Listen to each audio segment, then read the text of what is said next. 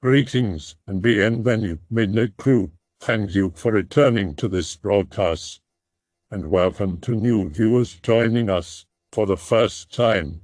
If you like a video, then feel free to subscribe.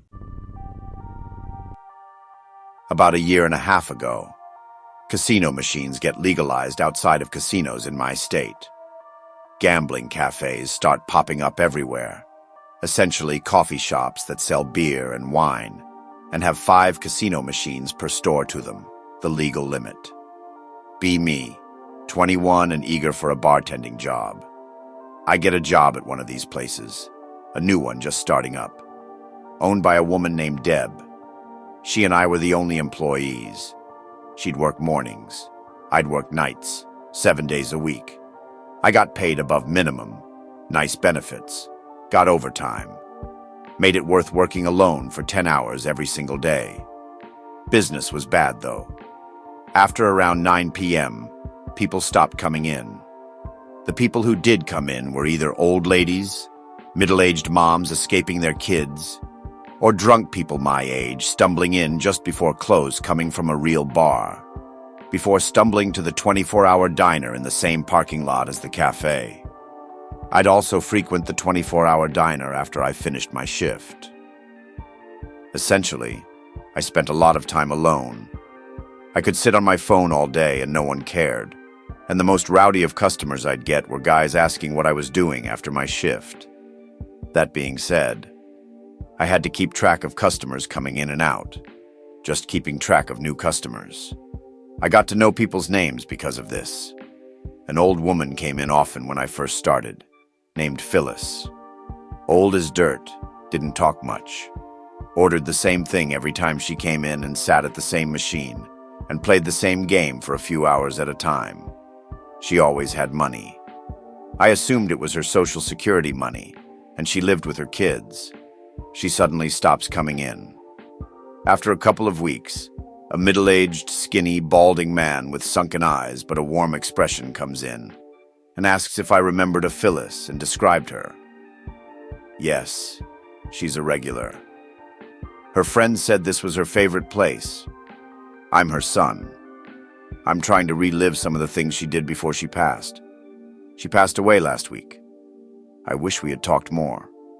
That's awful. I had no idea she was ill. She mentioned she had a son, but I thought she lived with you? No, we haven't spoken in years. She lived alone. Doctors said she had Alzheimer's and had forgotten to eat. She died of starvation. It strikes me as strange considering she seemed completely coherent whenever we spoke. I decided to not mention it. I'm so sorry for your loss. Do you want to see her favorite machine in game? I can make you her coffee order too, if you'd like. Yes, I'd like that. I set him down at the machine, make him the coffee. 1 cream, 3 sugars, bold brew, not decaf. I walk around the corner and sit on my phone while he plays the machines. I notice him go to the bathroom once or twice, but nothing exciting after that. No refills, just sitting. He stays for a few hours. Eventually, once it starts getting dark, he just walks out without a word. He leaves money to pay for the coffee on the table next to the machine. I think about Phyllis some more. I feel like I should mourn her some, but I don't. She was just a customer. It's sad that she passed, but she was old. Circle of life. That night, Phyllis's machine shuts off randomly. Now for clarification, those machines never turn off. Ever. Even when we closed down the bar, the machines remained on, as did the cameras watching them. Even during maintenance, they left the machines on. For it to turn off was a bit of an anomaly. I called Deb after checking the circuit board and power cord. Both are fine. She says to call the help desk for the machines. They dispatch someone the next day. They check the machine, on Deb's shift, turn it off and on again, and it works just fine. They have special keys for that I didn't have. We weren't allowed to touch them outside of cleaning. Well, that was weird. Whatever. The next couple of days, That machine just stops paying out altogether. Not a single hit on it, when it was advertised as having a 90% win rate. Customers usually just got fed up and switched to a different machine, but it would be impossible for the machines to be just that unlucky. I call Deb again. She says she noticed it too. Call the gaming company help desk once again, and they dispatch someone the next day. They say all is well, and it was just a dry spell for the machine. I still feel a little fishy about it, but whatever. More weirdness starts happening. That machine is absolutely disgusting by the end of the day. Grime all over it. Sticky. I'm not really sure how that could be, since no one was playing it since its dry spell. I walk into the back room and come out and notice something was knocked over or on the floor when the cafe was empty. A decorative vase randomly falls from a shelf once, while I was speaking to a couple of customers. Spooky things to deal with when you're alone in the dead of night. I start getting a little paranoid. This continues like this for a few months. Only on my shift, never Deb's. She just thinks I'm clumsy. One night, August 14th, just after closing time, I'm cleaning up. Suddenly I hear one of the machines go off like it hit. I look over. It's Phyllis's machine. The machine turns off. Then the power goes out in the store. I freak out, immediately call Deb while trying to get out. The door auto-locks after 2 a.m. It's too dark to find my key to unlock it. I panic. She isn't answering. I feel something touch my shoulder. Then it yanks my shirt and pulls. I scream, try to slap it away, but nothing's there. I finally find my keys, nope out of the store, and run to the diner in the parking lot. The next day, the machine won't turn on, and Deb calls me angrily, asking why I didn't lock the front door after I left. I relay the events of the evening to her, leave out the thing grabbing me, and she says she's calling the gaming company, and for me to come in early to tell them what happened. I get there before they do. When they show up, I tell them almost everything, and they think it's a problem with the machine short-circuiting. They open it up, say it's fried and needs to be replaced. They pull it out. Wadded up behind the machine were a bunch of singles that were rust-colored and crusty. I realize it's blood. Deb and I freak out. She makes me pick them all up and put them in a bag to bring to the police. I start my shift. She goes to the police. I go on with my day almost like I hadn't found a wadded-up mound of bloody cash behind a machine. The next day, police want to ask me some questions about the money. Had I seen anything weird? The blood matched nothing on file, and they had no idea whose it was. I tell them about Phyllis and her son that came in. They ask for the son's name. I realize he never gave me his name. They ask for her last name. I realize she never gave that either. Thank you for all of your help. We'll check the cameras on that date and see if we can find anything. They do. The son did it. Apparently he bled himself in the bathroom because none of that was on footage, but him putting the money behind the machine was. I quit the job shortly after that. I don't even go near casino machines now. They have them at the new restaurant I'm working at, and I've gotten a few old regulars from Deb's coming in. Her place closed down like a month or two ago. This one's a cool one, I think. There's a tourist place called Minister's Island. It's in St. Andrews, New Brunswick. The tour is pretty cheap and you can explore on your own. It's great. Cross the sandbar to Minister's Island, the only way to get to it in the daytime. The big house is the former house of one of the founders of CNR, Canadian National Railway, I think. We get the tour but have no intention of actually going on it. By we, I mean 4 of us. We're more the let's explore and learn that way type. Much more fun anyways. We're exploring around. The house is beautiful. Pick-related is the house. So many bedrooms. I get odd feelings in one of the rooms that overlooks a big field. I walk into one of the closets and the hair on my arms and neck stands on end. I get another friend to come and try. It happens to him too.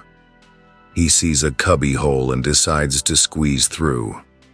I tell him that the house is over 200 years old, and if he falls through the floor, we'll probably never find him. He gets quiet. "Anon," I say. "There's a really old-looking dress back here and some toys." "Awesome." He comes out and he says that he doesn't think it's been found yet. Even better. We went into a small boy's room. Toys are all in glass casing and junk. The first time it's ever happened, but I touched the metal frame of the bed and got a mental picture of a boy coughing and eventually dying of pneumonia. Lol, okay then. Later. We're done exploring the house, and we're in the entrance again. More like the entrance is a full-on room of its own. I ask the cute tour guide how long she's been working at the place. She says a couple of years in the summers. We just have a regular conversation, not about the house. She seems grateful. Eventually, I ask if anything spooky has ever happened. She said one night something happened and they weren't able to finish in time. And the tide came in, so they had to spend the night at the house. She told me that shit gets moved. You can hear people having full conversations, people getting sick, etc. I asked the girl if she's ever seen anything. She tells me that one time in the boys' room she was cleaning and saw the boy sitting on the chair looking sickly. She screamed and ran out of the room and hid in one of the employee bedrooms all night until morning. I asked her if she knew how the boy would have died. She told me one winter he was hit particularly hard with pneumonia and succumbed to it one January. I mentioned that I touched the bed frame and got the mental image of the boy coughing and him dying. She said that they had a medium come through one time and she said the same. She asks if I was one. Lol, no. Probably just a memory that the old house is holding on to. We both laugh. I tell her I have to go and start to leave. I look back to say goodbye and tell her to stay away from the spooks. Pick-related is the chair. Background. There used to be a farmhouse way back in the middle of nowhere around here. After the family either moved or died, other people settled in, squatters. There was a period in the mid-late 90s where there was a satanic cult doing shit around here. Since I'm 22, I don't recall most of this, obviously, being too young, but my sister and brother remember it well. There were several murders at that house around this time. One guy was even pinned to the wall while he bled out on the floor. So my sister was a typical 90s party girl, into Nirvana, Metallica, the Black Album, country and pop. She gets invited to a big party back there. A big party around here is 30 people. Everyone knows the stories, and this is just after the disappearance of some drifters and the Satanists, so circa 1998. They all go back there because LOL so edgy. They called it the Red Army House. I doubt it's based on the Soviets. Everyone's having a good time. It's eerie, but they're partying. People are getting freaked out at the knife in the wall, the picture frames with blood all over them, etc. They hear a huge crash upstairs. One guy goes up to investigate. He's gone for like 15 minutes. Everyone hears his scream. He runs down the stairs. His nose is bloody, and he's really pale. He's terrified. He tells everyone to get out now and runs out of the house and off into the darkness. Everyone leaves because God knows what he saw. The guy goes missing for 2 weeks. He shows up at school like nothing happened. In the years since then, he's been in and out of the psych ward, had several anti-life attempts. I have no idea where he lives now. He won't tell anyone what he saw. When asked about it, he gets really angry. Spooky shit. I've got a decent one.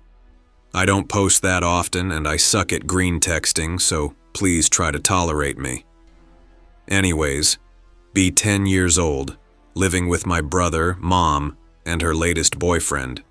Living in her boyfriend's house, pretty big. 2 floors, 3 bedrooms. Pretty nice. The house is right on the edge of some dense woods, right across some railroad tracks. My brother's always been a wild child, constantly running around exploring and shit.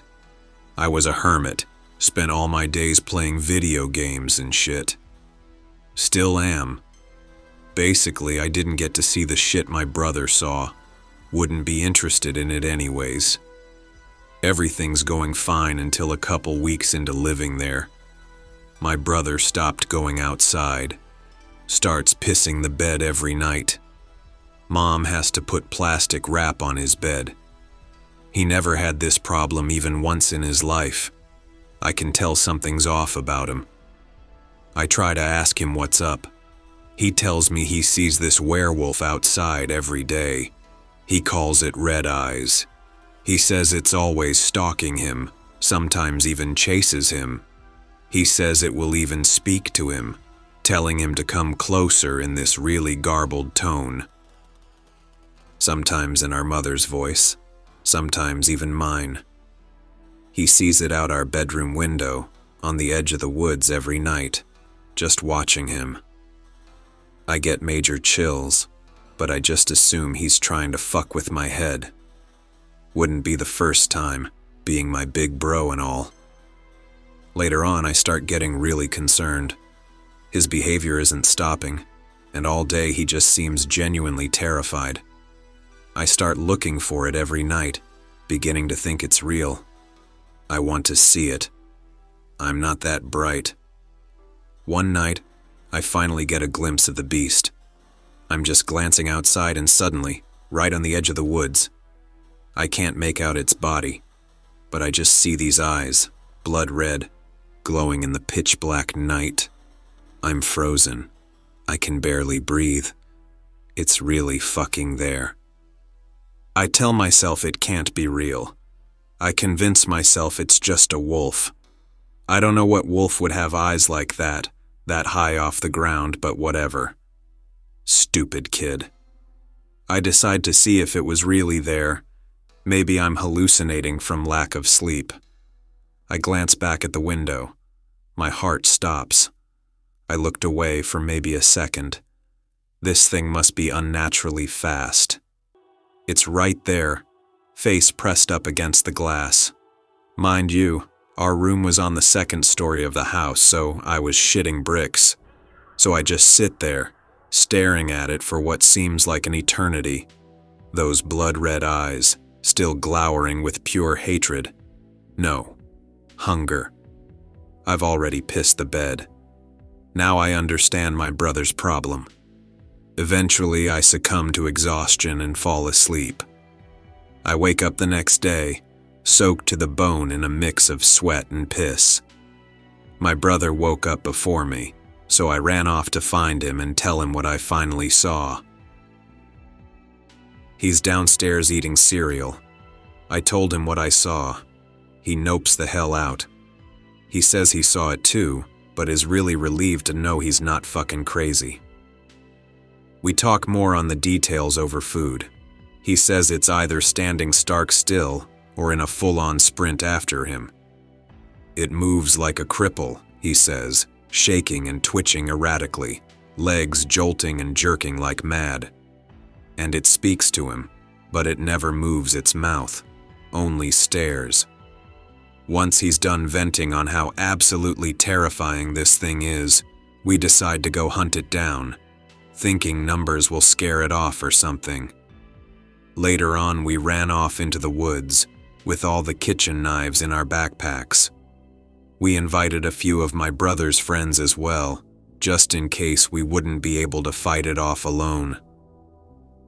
We don't find the beast, but eventually we find this open-ish area in the middle of the woods. I say open-ish because it looks like something tore through all the trees to make a spot there. We find a bit of weird shit. Garbage scattered everywhere, rotting animal carcasses, stuff like that. The longer we're there, though, we start hearing rustling in the woods. Soon after, some guttural groans and growling. My friends try to brush it off as some creepy homeless guy. No, you're stupid. We need to get the hell out now. We bolt out of the woods and disperse. Me and my bro head back to the house. We don't really talk about it after that. Didn't exactly confirm anything, just scared the shit out of us. The next day, however, was very unsettling. My brother dragged me outside to go play. He doesn't go anywhere alone anymore. The only reason I even followed was because I was dead sure something was trying to kill him. We head out the back door. Suddenly, gore everywhere. Bones, meat still stuck to them, scattered across the entire backyard. And this is a big yard, maybe an acre or two. This guy we're living with is loaded. Me and my bro just stare at each other. We both know exactly what did it. We run inside to tell Bob, let's just call him Bob, and beg for him to get his gun. He, of course, assumes we're over-exaggerating. He heads outside to clean the supposed mess. He sees the fucking mess.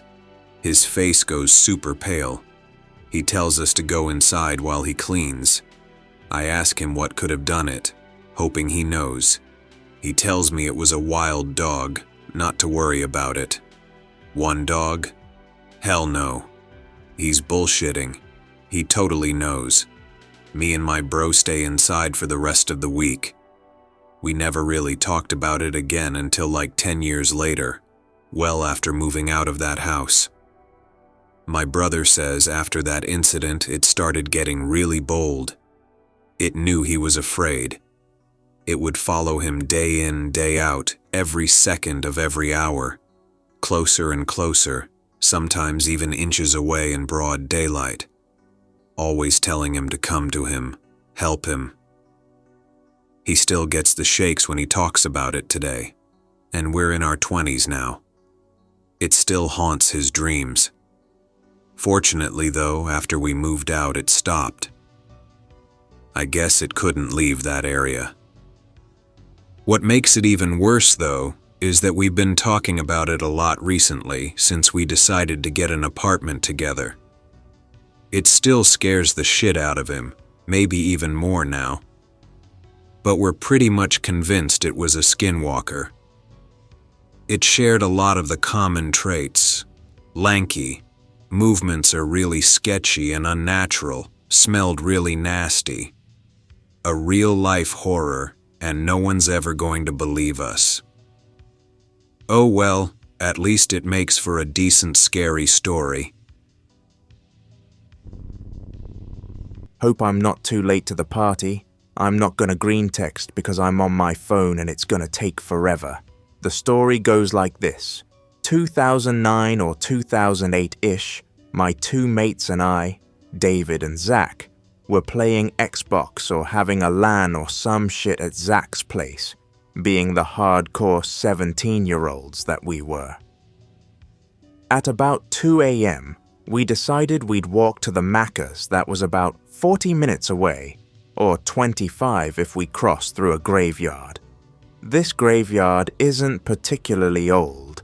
It's just fucked up because it was pretty ghetto around there and the local bogans would trash the place and ditch their trash in there. The graveyard has one of those loose rock walkways that crosses the whole length of it, about a car width, with only about 20 meters of paved road at either end. As we were walking through, we stopped because we thought we heard stones crunching behind us. The sound of stones crunching underfoot just strolled past us, going ahead about 20 meters. We're standing there staring at each other. Then came a sound that I'd describe as the rocks crunching from turning on your heels, then walking toward us. We were about halfway through this thing. The sound picked up pace as if it started jogging toward us, then running. We turned and ran the whole way, hearing the rocks behind us still going even after we vaulted the fence and headed back. We ran the whole way back to Zach's place. The only other thing we saw there was what I can describe as the light from lanterns that weren't casting huge light, just glowing light blues and whites weaving between the trees in the graveyard. Aussie here. Got a couple of spooky stories. Not me, but a guy I know told me these stories. He goes to a private school in Sydney. His school has a thing where in year 9 or 10, they go away for a whole term to this valley, about 2.5 hours south of Sydney for a camp type thing. Rich fags, I know. The school actually owns the land. Massive property, river full of forest, dense trees. They do stuff like bushwalks and kayaking, camp sort of stuff. They all stay in this one massive boarding house, like a hall. Everyone can walk along to anyone else's bed without going through any doors. Big hall. He tells me that there is a rumor of a squatter that lives on the property. Apparently, when the local council put the area up for sale, he refused to sell his home. The council kicked him out and demolished his home. Now he lives somewhere on the property in a self-built shack. One day, he and his mates had free time, so they went on a bushwalk. Chilling about, walking off trail, they end up stumbling upon a random shack. One starts throwing stones at the place. They had heard about the rumors and thought it was bullshit. They think the place is an old abandoned shack. They were wrong. This bald guy in a big trench coat and combat boots comes outside, starts screaming at them to leave. Get off my property. Stuff like that, you know, crazy guy stuff. So they leg it back to the boarding house, tell people. They call bullshit and don't believe them. The day goes on without incident. That night, though, he needed to pee. About 3 a.m., he gets up, does his thing, gets back to his bunk. Just as he is about to drift off, he sees something move in the corner of his eye. It's the door to the hall. The bunks are set up with the long side against the wall, so he could pretty much see the whole hall from his bunk. The door is slowly shifting open, incrementally slow. He watches, thinking it's someone from his school, but he knows nobody goes out at night. There's no reason to go, especially at this time. There's no other civilization for 20 kilometers. A figure comes into the hall, closes the door quietly. He slowly makes his way down the hall, my friend watching him the whole time. As the figure gets closer, he recognizes the combat boots, bald head, khaki trench coat. My mate is flipping shit at this point, but doesn't move, too freaked out. The figure is incredibly silent. He keeps walking closer to his bunk until he stops dead in front of his bunk. My mate almost shits himself, but keeps quiet. The figure turns away from his bunk, towards his mate, the same guy who was throwing stones at his shack. He keeps standing there, staring at him for ages. He looks around and notices the guy in the top bunk next to the stone thrower's bunk was awake, doing the same thing as him, looking at the Norwood level 7 with a freaked out look on his face. My friend estimates 2 or so hours. The Norwood level 7 didn't move. He was still staring at the stone thrower, who was asleep the whole time. Then, the Norwood level 7 starts moving, slowly. He turns back toward the door. He and his mate shut their eyes, pretending to sleep. He walks past their bunks, as quiet as he came in, and leaves slowly. The next day, the two guys tell the stone thrower about what happened. He was freaking out. Yeah, That's it, I guess. A bit anticlimactic, but still freaky. Another story from the same guy. He boards at a private school. Bit of backstory. He's originally from near Jamboree, Australia. Jamboree is a little town about 2.5 hours drive south of Sydney, about 20 kilometers from the coast. There's a water park near there. He tells me his uncle used to live about 50 kilometers west on a farm right next to Belangolo State Forest. Australia's worst serial killer, Ivan Milat, killed and buried most of his 7 victims, mostly backpackers, in that forest. Google it. He's a pretty nasty serial killer. Anyway, this happened a while after Milat was captured. The uncle owns land near the forest. He goes for a run pretty much every day to stay fit. He usually runs along the road joining his property. The road connects to one of the fire trails that run deep into the forest, so fire trucks can put out bushfires. He's running along, later than usual. He had to attend to animals or something like that, so it's twilight dark. He's running along to where the road goes into a cul-de-sac or dead end. The fire trail entrance comes off the end of the road. He stops to catch his breath and feels this intense dread, like something really bad has happened. His hair stands up. He looks around.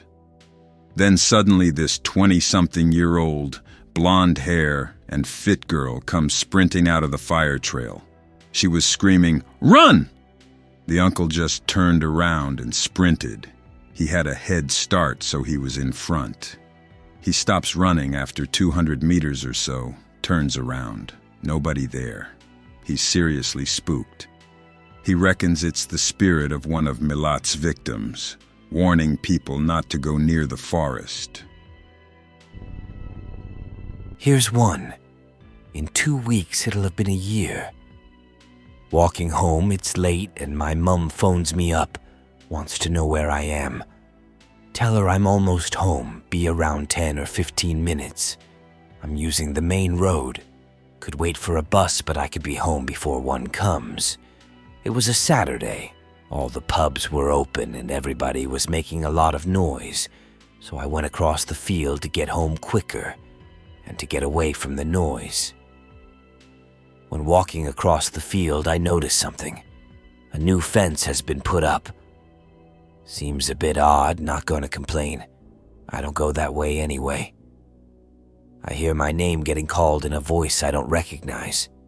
It's not my first name, but my entire name, middle names and last name. Only my family does that, my immediate family. I instinctively rush over and hop the new fence, land on my face doing it too. I stand up and follow the voice, rush off to where I keep hearing it. I find a kid running from something. I think to myself, holy shit, I know her. I grab the kid and run into the street. I see some guy in a hood turn the corner. He runs at me. I put the kid down and just look at the hooded guy. He swings, I kick. The kid holds my hand and says, "Thank you." Apparently, I was found by my older brother with a bloody nose on the other side of the fence with rosary beads. He told me I had tears on my face. Mum sees the rosaries and tells me that they belong to my great-grandma. They went missing 2 or 3 years ago when we had a break-in. I asked what she looked like. We only had a painting of her when she was young, but sure enough, it was the little girl I saw. I never told my family about what happened at the field. I assumed I dreamt most of it. At first, the noises started coming from the dryer, which was a real shame seeing as how my room was situated right across the hall from the washer and dryer. The dryer was an old model, probably from the 80s or 90s or something like that. It had that mustard yellow color that old appliances get. Kind of made me think it was haunted or something. Well, that and the noises. My roomies and I had just moved into the apartment a week prior, and us being new in town, we had lots to do in the way of getting our new place organized. As a result, we got pretty familiar with all the wrinkles hidden throughout. Yeah, I mean, we got the place for surprisingly cheap, but that didn't necessarily mean it was a shithole. Sure, it had some scuffs and painted over cracks, but the place wasn't falling apart or anything like that. I honestly didn't think much of it before the noises. When the dryer started rustling, I was alone. The roomies had gone out of town. It was the dead of night, and I was walking past it when it started. It was a scratchy kind of rustling. Like something inside it realized it was trapped and was thrashing to get out. I felt a curious kind of rush when I heard it at first. Then I felt the sudden need to make my presence known in case it had any ideas about taking over the rest of my night. I gave a solid kick to the dryer door. It was as if I had hit a switch that turned off all noises. The silence was kind of eerie in its suddenness. Then I went to bed, figuring it was just one of those bumps in the night that happen once in a while, the kind that has no explanation or further consequence. I was wrong, though. Later, the noise would become a shadow and then something more. That was later, though. When the roomies got back some days later, the noise was the last thing on my mind. We had a brand new town to explore and people to meet and new bills to worry about, and they weren't going to pay themselves.